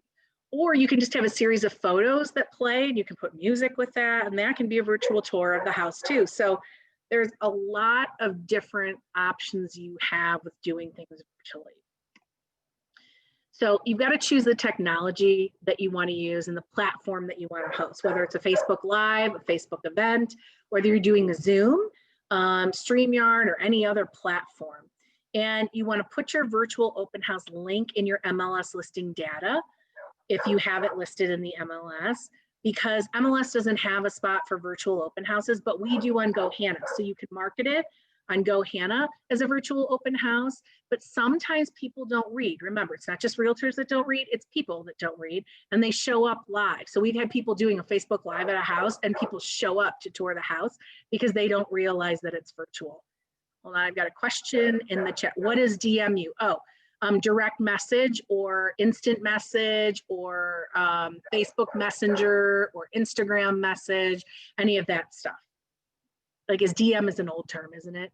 DM. IM would be instant message. I don't know. I'm not hip. I have to be corrected by my 16-year-old all the time. I think DM made you very hip. You do? Yeah, I think that was pretty hip. I was like, Right. Look at Leah talking about DMs over here. I'm feeling cool today. Hey, it's the barking dogs, Kate. They've got me off my game today. Okay, so you want to make sure that you feature that virtual open house feed on the Howard Hanna website. You want it to be in your open house search results. You want to have it on your listing page. You really want to put it everywhere so people can click and see that you're having that virtual open house. So there's a lot of different ways that you can market it. So let's talk about option A. Plan ahead to use Facebook Live. You use your live URL. So it would be like facebook.com, Leah Gibbons, live, and that would be my link.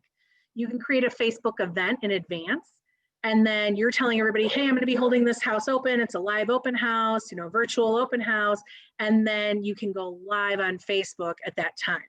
You can create a Zoom meeting in advance and then start the Zoom meeting during that scheduled time. Now, one thing some people were doing in the beginning was doing a Zoom open house and then sending the code out. It's so much to try to keep all that stuff together.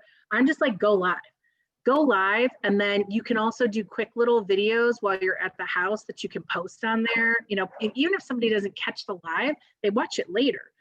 Another option is have the seller co-host your open house by creating a Zoom meeting in advance with the Facebook Live streaming option, and then you can start the meeting during the selected time. So you've got the option to use Zoom, Facebook, Instagram will let you go live as well. So there's a lot of different platforms that you can use.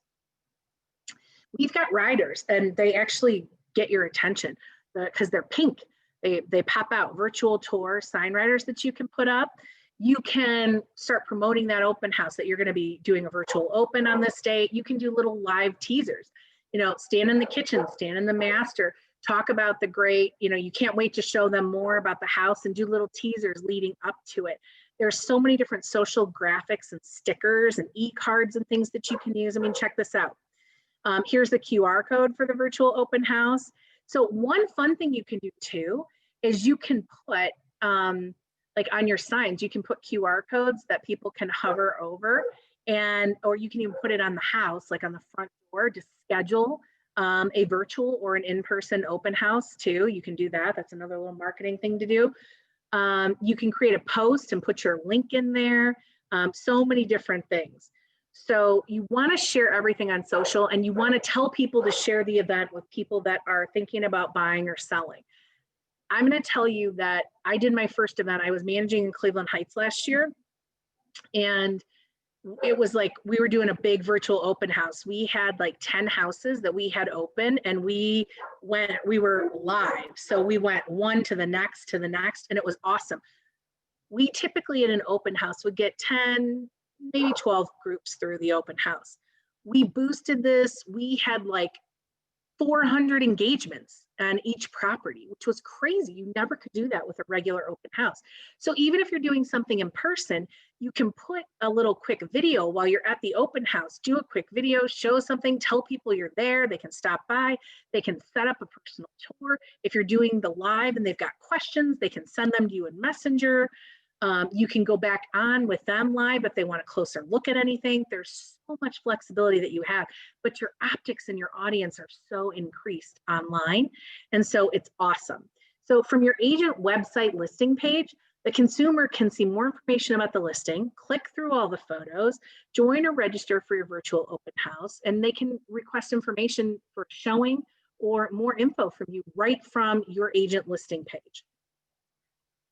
So here's an example that Kate has where it's a post and she's got the property, and that's the link that she's going to paste in the page to create that preview image. And she's going to use her caption space to write some details about the house. And she's saying live open house this Sunday, and she's starting the promo. So that's kind of what it looks like. Remember, when we started doing this, like I had been talking about video and going live, and nobody wanted to do it. All of a sudden, we had no other way to sell houses. We had to do it.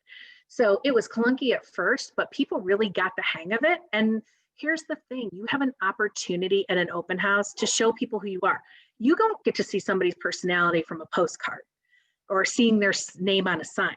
But when you meet them in person at an open, or you see them on social media doing something live, you get to see who they are. You feel more comfortable with them. So it's a great way to let people know who you are and know that you're more than just a realtor and just a name.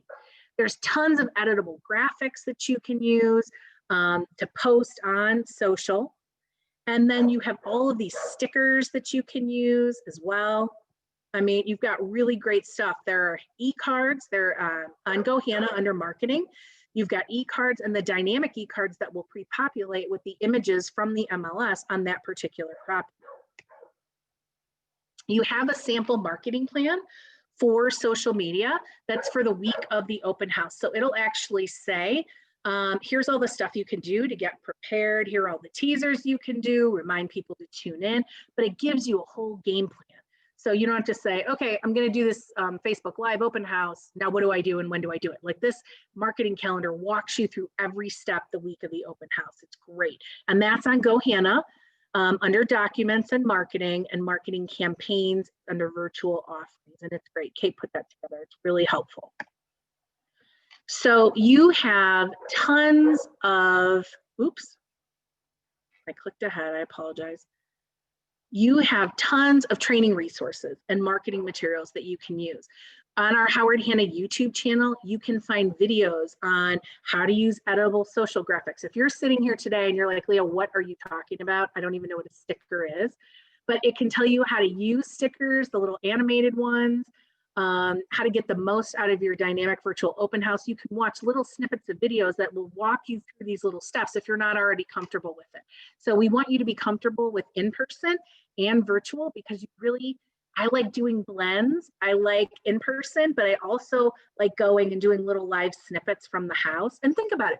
You could go to a house and you could just talk about home inspections. You could go and say, look, when you're looking at homes, I know it's really important to look at the color palette and the design and the materials that are used in the house. But one thing that's really expensive that people miss are the mechanicals. Well, look at the roof, look at the mechanicals. Like you could talk about anything real estate related, and it's a great way for you to convey your personality and make a name for yourself in the market. Just remember to ask people to share with those that they know that are going to be in the market soon. So all of those resources are available, and we have quite a great library on YouTube to help you. Okay, so remember, both buyers and sellers expect virtual open houses. They like them, they expect them, they want them. You can hold them any day. One thing I like to do, like I said, you could do something during midweek, like in an evening, like you could do a 7 o'clock thing. You could pop up there, you know, and a lot of people are on social and they're looking. Although, what do they say? I think I read something that said Monday mornings, more people are on social than any other time because, you know, nobody wants to go back to work on Monday morning, I guess. But that could be, you could do a little Monday morning real estate talk or real estate feature or a house that you're highlighting. You can record them in advance and share them on different platforms, or you can do them live. All those videos that you make, if you go to a house, you know, when you go to a house and you're going to have photography for a listing, you're going to take a lot of shots while you're there. Why don't you do some videos while you're there too? You can put those videos out at different times during your marketing of that property. You can repurpose those. And remember, video gets more engagement and more exposure. And we talked about the benefit of not only showing the house, but showing you and your personality.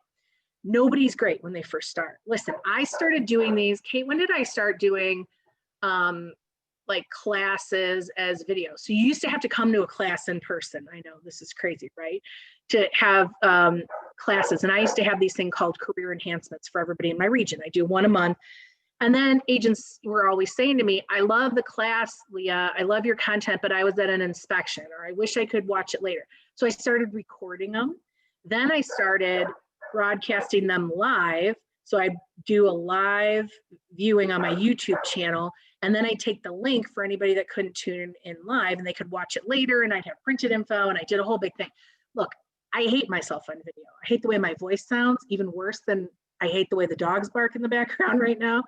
But I'm not a fan. Like, I'm not a fan of how I look or how I sound, but I do it. And I did it because it was what my audience, my agents wanted. So I did it, and it was like way before COVID. And it was so funny because I'm like, haha, now everybody has to do it. But you're not going to be comfortable until you start to do it. And then the more you do it, the more comfortable you are. And the more comfortable you are, the more people feel comfortable with you.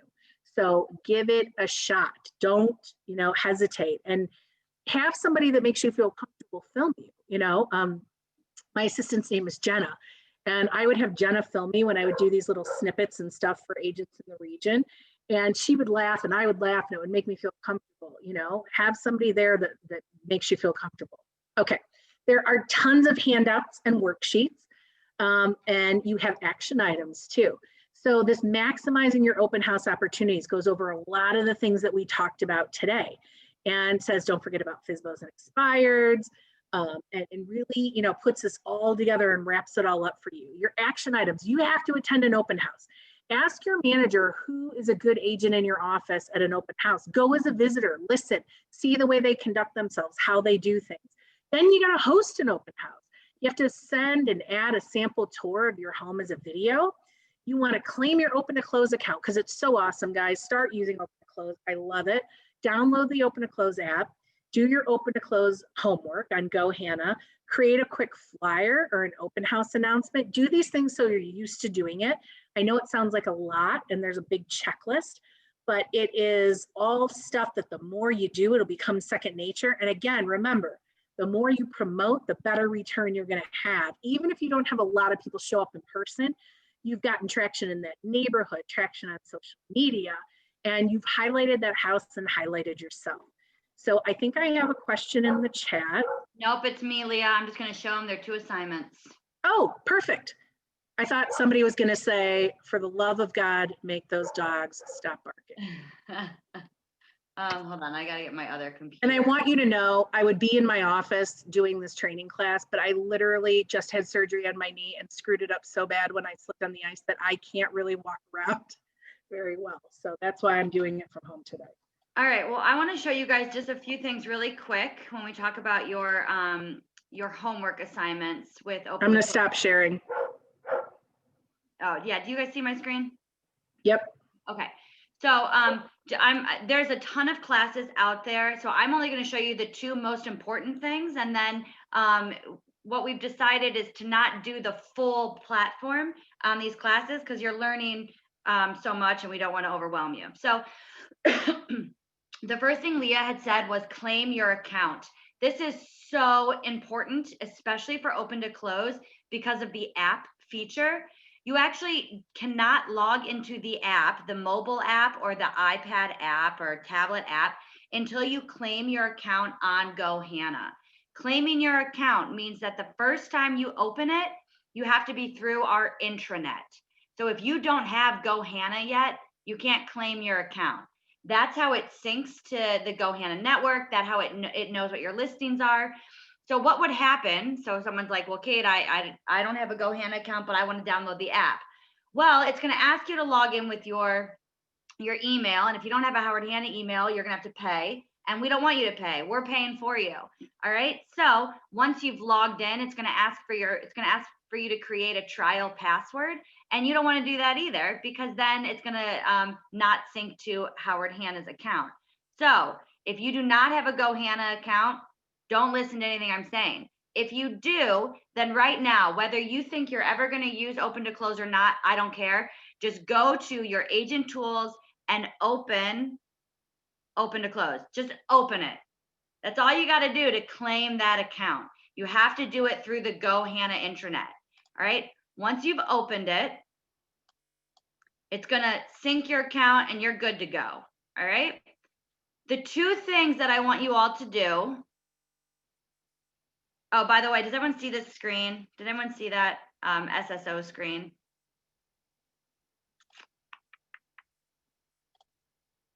Oh, crap.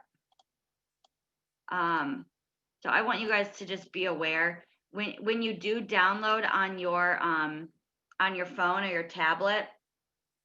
This is also very important. Are you guys just sick of us yet? All right. So I think I can do it on this account because I don't think I have one on my manager account.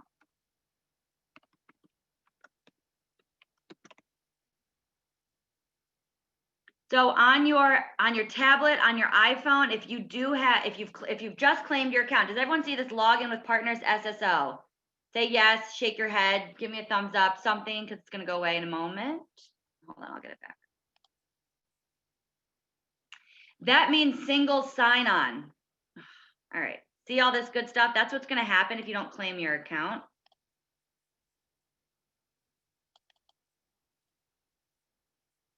Way too many things on my computer. All right, so login with Partners SSO. The only time that you are going to click this button is on a tablet or a mobile app. Otherwise, it's on the computer. It's going to go right through as soon as you claim your account. So if you see this login with Partners SSO on your iPad or your Android tablet or your phone, you're going to see login with Howard Hanna.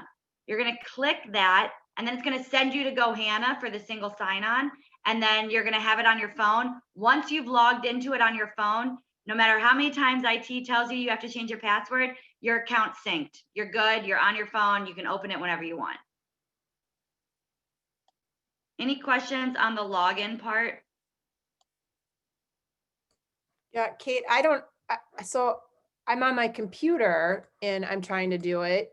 And so you do not go to the login with SSO because it didn't automatically sync or anything. From GoHanna? Correct. So I went to GoHanna, I went to open to close, it went to the Spacio, but then that's it. Try refreshing that. Don't click it. Don't try doing it again, like logging out, logging back in. It should just go through. If it doesn't automatically, then there could be an issue with your email. So if you've like I used to be Catherine Lesueur and then I changed it to Kate, like I had to change all of my login accounts. Like Okay. IT had to do it. So did you change an email at all ever? No, this is the first time. I mean, I've just got the email 2 weeks ago. So, okay, I'll play with it. Yeah, and then let's revisit that because I can tell I can make sure that feed is being sent over to our partners. Okay. It should not make you do that. Okay. Okay. So you'll notice I have a lot of not real looking properties. So if you guys are just now starting and you don't have a listing to do an open house, you can click up here and go to add property. So first, I just want to let everyone know that your properties are automatically going to populate in here. If you have any listings, you're good. It's going to show up and you don't have to do anything. If you want to add a property, you just click add property, find the MLS number, and click this little search button. And then it's going to populate over here and you're going to click add property. Keep in mind, this is getting recorded and there are other classes. So you shouldn't have any issues getting back to this. The leads, I'm on 3 computers over here. The leads, let's say this is Leah's listing and she's letting me hold it open. She will not have access to any guest that comes to that open house. If I am the host and it's in my dashboard, I will have their name, their email. I will be in charge of all of that. Okay. So don't worry about that. That's usually a question that pops up right now. So once you have a property, all that you need to know what to do is click on that property, start event. And is it an open house? Is it a virtual open house? In this case, we're most likely going to just do a regular open house. I'm just going to click start. And here's my login page, right? Here's all my good stuff. How did you hear about it? If you're working with an agent, I will explain some of these questions later, but that's all you need to do. And my Zoom screen is of course blocking everything I want to click on. When you're done, hit this little X and then hit end. And that's it. That's all you need to know what to do. All right, so that's open to close 101. The next thing I'm going to tell you is under your settings, you're going to see email templates and default forms. This is your homework assignment. All right, the default form are just the questions that you're able to change if you want to have an email sent an hour after immediately. I always think immediately is kind of weird. Like, what if you're talking to them in the kitchen and they get an email like, thanks for coming to my open house. It's like stalkerish. Yeah, it is weird. I think 24 hours might be a little too long, but you can change this. I think it's defaulted for you guys to 3. I don't have mandatory contact info. You can have it if you want. I find that when something's mandatory, no one ever wants to fill it out, but if you just ask for it, they do it. I always laugh. I think that might just be the millennial in me, and like every shop I've ever bought had, something, they have my email. So you can add questions if you want. There are some that are in here. The first one that they have in here, and this is the only reason why I'm going to bring this up, is the first one they have is, are you working with an agent? And a lot of people are going to tell you, don't even ask that. And you Don't ask. Who does? Oh, Leah. Don't ask. Yeah. So I don't even, the only reason I have this question in mind is because I was just showing people that you can change these questions. So I basically just put, if you have one, put their name, because then it's less likely that they'll lie. If it's a yes, no, every buyer has an agent, they're going to say it. But if you make them pick a name, then I don't know, I feel like maybe that was just a little bit better. So that's your default form that will populate on every one of your properties. And then the second homework assignment is your email template. All right, so I'm going to give you a few tips here. The first thing that you want to change is this great to meet you. Yours is going to say,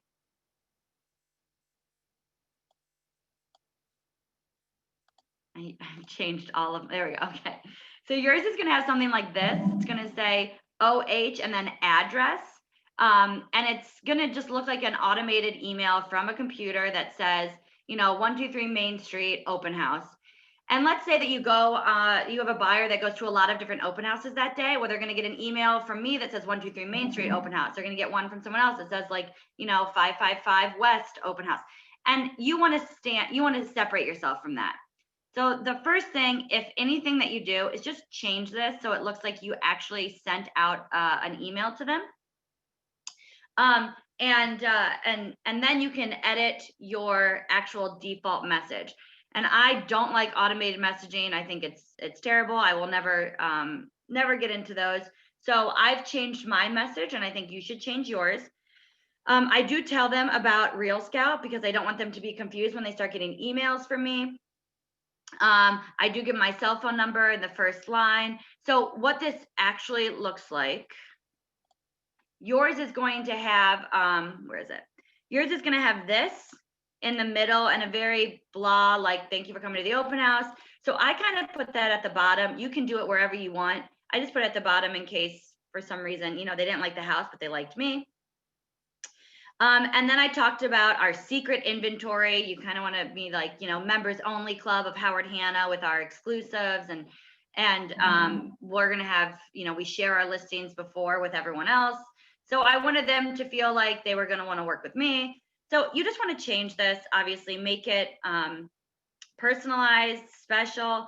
I put, I think this is a video. I think this is my video on how Buy-Side work or Real Scout works.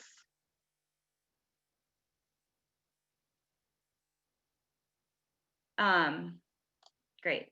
So yeah, so I just made a video. I recorded a video on Buy-Side, or God darn it, on Real Scout, and I just put it in my messaging so that someone who gets an email from Real Scout, they're like, oh, this is how I can do it. This is a valuation, or what are they called? Like my value proposition.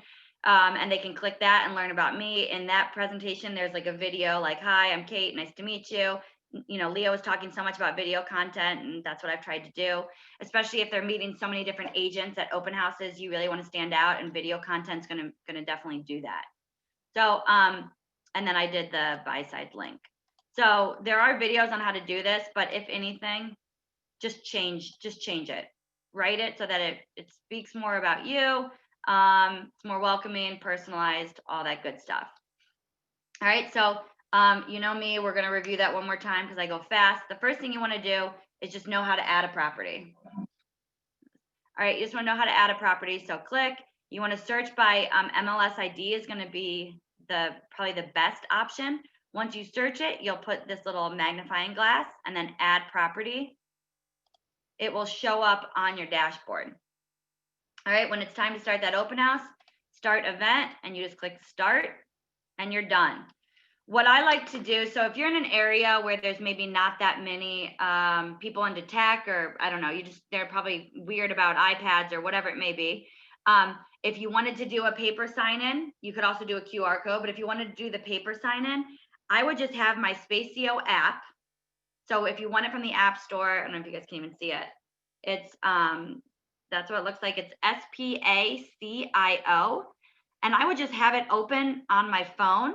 And while they're walking around the house, before I forget, I'm going to put their name and phone number and email in my phone right away, so that automatically they're going to get that default message. They're going to get that thank you message. All right, once you're done with the open house, you want to click this little X. The next homework, and then you're good. You're done. They're putting all the different Real Scout, Engage. Life is great. The next thing you want to do is just change your default form. If there's certain questions that you want to ask, make sure that your auto email. Mine's not on because I don't actually do real open houses. I do like I use this for sign-in for tech classes. So this should be on for you all. All right. So under settings, auto email, turn that on.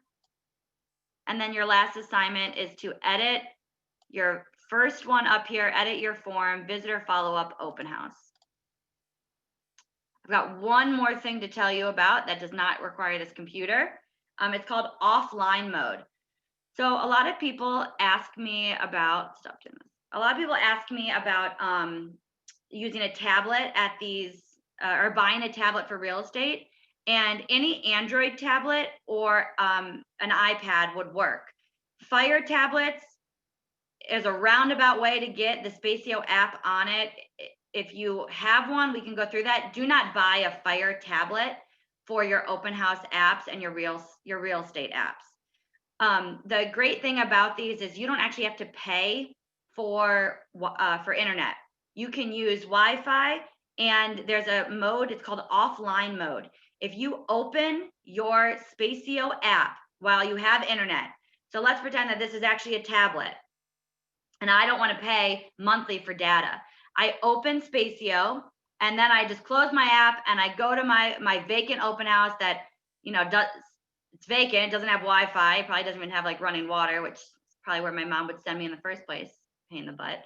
And I'm sitting there and I want to make sure that I can get these leads. Well, I can leave it on, I can open it, leave it on offline mode, and it's going to keep those people on the memory of the app. The only thing you need to do is when you get back to Wi-Fi, whether your house, the office, Starbucks, Panera, whatever, you just open the app again and they will sync. So you open the Open House app while you have Wi-Fi, and then you open it, you do your open house without Wi-Fi, you have it without data, nothing, and then you come back and you turn it on back when you have Wi-Fi, and it will sync. The other option, if you have unlimited data on your phone, is just using a hotspot from your phone. But so many people are, always on their phone, so I try to avoid that one. Melissa, are you opening the actual, are you launching? How far are you getting when you open it? Are you just opening the app, or are you opening the specific property? So I'll open it up like specifically for that open house that I'm doing. But then once I get to the property that doesn't have Wi-Fi, it automatically, once that page tries to refresh, or after you put in any data and click the next button, I'll get that little dinosaur error that says that you don't have a connection and to connect to internet to be able to use it, even though I'm trying to use it in offline. What device are you on? I've gone as far because I thought maybe it was just the tablet that I was using, which is a Samsung tablet. It runs on Android service. But I actually took a laptop with me, and I took a Chromebook with me as well, and ended up having the same issues, thinking it was just the device, and had to get the old fashioned, use my phone as internet while my laptop and my phone were sitting there at this open house, which was kind of uncomfortable because then I just have all these electronics and junk everywhere and it just looks messy and disorganized. Yeah, so the one thing you need to know is that, and this is for everyone, is a computer, a laptop, does not have offline mode capabilities. It's only on those apps. So I would be curious. I'd love to see the Samsung. Maybe we can go through that a little bit more. But I think a Chromebook is just a smaller computer, so it's not going to work on a Chromebook. It's not going to work on a laptop. Offline mode is only through the app on those tablets. Got it. So That one more makes question. much more sense. I'll Yeah. try. Maybe it's just because it was an old Samsung. I actually stole it from my kids as an experiment. So maybe I just need my own tablet. Yeah, and that's another thing too, is that it does require, I think, at least version 10 on Android, and I'm not sure or maybe it's version 10 on the Apple software. So if it's if you go down here and you go to help and ask one of the it will tell you what actual operating system that you would need. Okay, so it's 10 on an iPad, Android at least a 5.0. So it just depends. Just check that out too. Worst case scenario, I have a good reason to buy myself a new toy. 100%, Sure. write it off in your taxes. That's right. I got one more thing before we get to Jackie here. I just wanted to show you all, someone asked about the QR code. So each QR code is specific to that property. So under more, for that property, you're going to go to edit sign-in form. And this is on the longer version of Open to Close. If you ever wanted to just edit a form specific for one property, you would go to this instead of the default. But in this case, just go to edit sign-in form, and under print instructions, you'll find the QR code. So that's on the specific property, edit sign-in form, and then print instructions. You only click on Partners SSO using a mobile phone or a tablet. So Kate, I have a question about when you initially log on to Spacio from Howard Hanna, from Open to Close, I believe that's where you were. Is this supposed to automatically log you in, or are you putting in your login information? If you're clicking the drop down Open to Close from GoHanna, you should automatically be logged in. That's the point of the SSO. If it's not, depending on how long you've been in the system, I mean, if you're just a couple days, you might have to give us a minute. But I'm getting all these emails now. It should go automatically. All right. Oh, I saw you muted, probably because the kids were all Lucky you. All right. Well, I think I am done. I am going to hand it over to Jackie Casera. She might be lucky enough to give you guys a quick break. Jackie, are you on? I am, Kate. I'm right here.